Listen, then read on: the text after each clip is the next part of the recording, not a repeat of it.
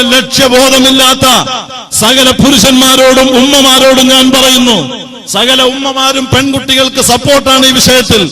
അന്യ ആൺകുട്ടികളുമായിട്ട് പ്രണയം നിലനിർത്താൻ വേണ്ടി കോണി വെച്ചു കൊടുക്കുന്ന ഉമ്മമാരുടെ ജീവിതം വർദ്ധിച്ച സമയമാണ്. അതുകൊണ്ട് ഉമ്മമാരെ, വ്യഭിചാരം വളരെ നിന്ദ്യമാണ് കേട്ടോ, വളരെ മലീമസമാണ് കേട്ടോ. എപ്പോഴും പറയാറുള്ളത് പോലെ ഞാൻ ശക്തമായ ഭാഷയിൽ പറയാണ്, അല്ലാഹുവിന്റെ ഖുർആൻ അത് വളരെ താക്കീതോടുകൂടെ ഓർമ്മപ്പെടുത്തിയിട്ടുണ്ട്. വലാ തഖറബു സിന ഇന്നഹു കാന ഫാഹിഷ. വ്യഭിചാരത്തിലേക്ക് നിങ്ങൾ അടുക്കരുത്, അത് വളരെ നിന്ദ്യമാണ്, അത് വളരെ മോശമാണ്, അത് മാന്യന്മാർക്ക് പറ്റിയ പണിയല്ലെന്ന് പറഞ്ഞ പരിശുദ്ധ ഖുർആന്റെ ഏറ്റവും വലിയ മുഫസ്സിർ കൂടിയായ ഹബീബായ തങ്ങൾ പറഞ്ഞത്, ലാ യസ്നി സാനി ഹിന യസ്നി വഹുവ മുഅ്മിൻ. ഒരു വ്യഭിചാരി ആ വിഷയത്തിൽ അന്യ സ്ത്രീ പുരുഷ ദർശനം കണ്ണുകൊണ്ടുള്ള വ്യഭിചാരമാണ്, കൈകൊണ്ടുള്ള വ്യഭിചാരമാണ്. അന്യ സ്ത്രീ പുരുഷ സ്പർശനം, പിടുത്തം, കൽബുകൊണ്ട് ചിന്ത, കാലുകൊണ്ട് നടത്തം, കാതുകൊണ്ട് കേൾവി.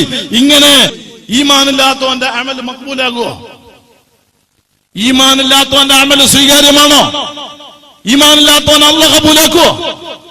ഇത് ഉപ്പാപ്പ റസൂലുള്ളാഹിന്റെ ദീന്.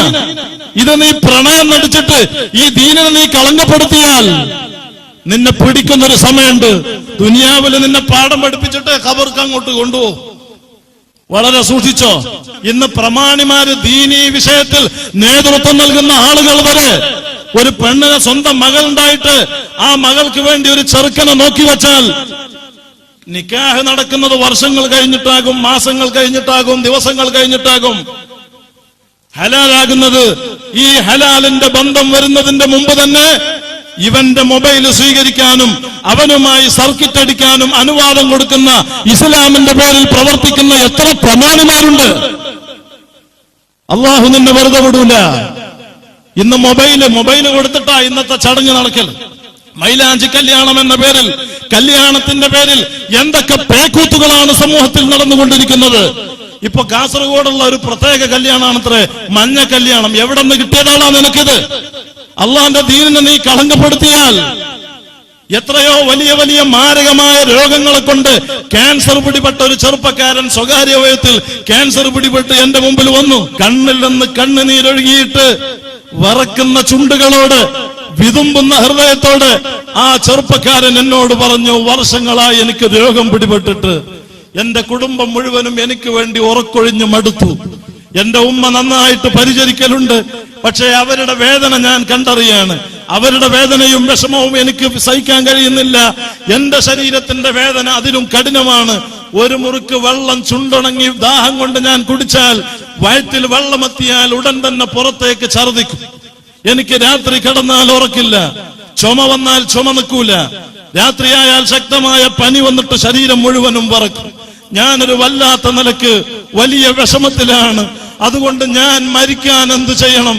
എനിക്ക് ഈമാനോടെ മരിക്കാൻ ദ്വാരക്കണമെന്ന് കരഞ്ഞു പറഞ്ഞ ചെറുപ്പക്കാരന്റെ അവസ്ഥ സാധുവായി എനിക്കറിയാൻ പറ്റുമെങ്കിൽ ഇതുപോലെ ആയിരങ്ങളുടെ വേദനിക്കുന്ന വിഷയങ്ങൾ ഉൾക്കൊണ്ടുകൊണ്ട് ഞാൻ പറയാണ്, ഓ മുസ്ലിം ചെറുപ്പക്കാരെ, ചെറുപ്പക്കാരികളെ, നിങ്ങൾക്ക് അള്ളാഹു ശരീരത്തിന് കുറച്ച് ആഫിയത്ത് തന്നപ്പോ, സമ്പത്തിൽ കുറച്ച് ബറക്കത്ത് തന്നപ്പോ നീ അള്ളാഹനെ മറന്നിട്ട്, ഹബീബായ തങ്ങളെ മറന്നിട്ട് ഈ ദീനിനെ കളങ്കപ്പെടുത്താൻ നോക്കുകയാണോ?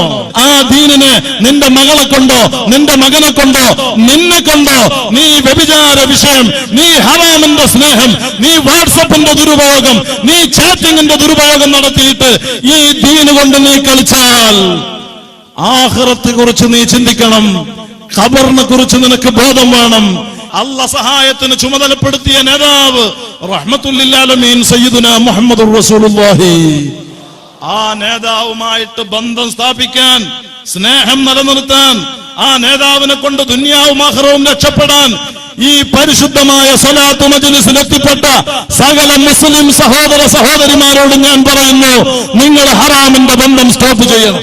ഒരു പുതിയ ആശയത്തിലും പെടണ്ട, ഒരു സിനയുടെ ബന്ധത്തിലും, ഒരു പട്ടുറുമാലും വേണ്ട, ഒരു മാപ്പിളപ്പാട്ടും വേണ്ട, ഒരു സിനിമയും വേണ്ട, ഒരു സീരിയലും വേണ്ട, ഒരു ബ്ലൂ ഫിലിമും വേണ്ട.